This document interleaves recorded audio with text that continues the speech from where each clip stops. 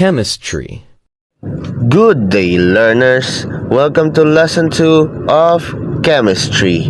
Today we'll be discussing the differences between a pure substance and a mixture. Let's start with the composition. Pure substance consists of only one type of element or one type of compound. It has a constant and uniform composition throughout. Examples are gold, distilled water, and pure oxygen gas. Mixtures, on the other hand, is a physical blend of two or more pure substances that are not chemically combined. Examples are salt water, air, and soil.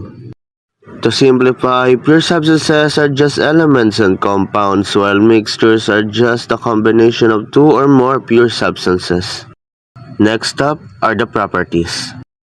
Pure substances has a definite and constant physical properties such as a sharp, fixed boiling point and melting point. Meanwhile, a mixture exhibits variable physical properties that depend on the relative amount of its components. It melts or boils over a range of temperatures. The components in the mixture return their individual properties.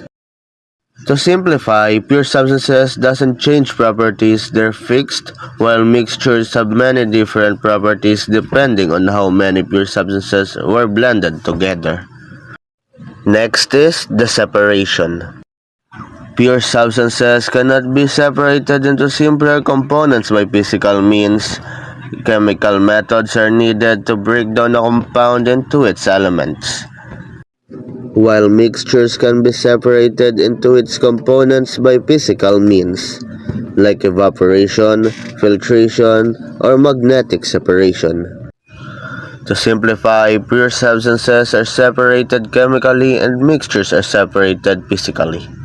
Finally, let's go to classification.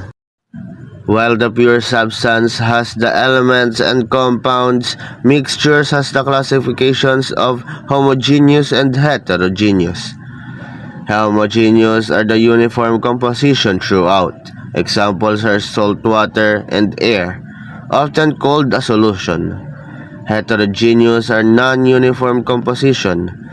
Components are visibly distinct. Examples are soil, sand, and water. On the last note, let the wise listen and add to their learning, and let the discerning get guidance.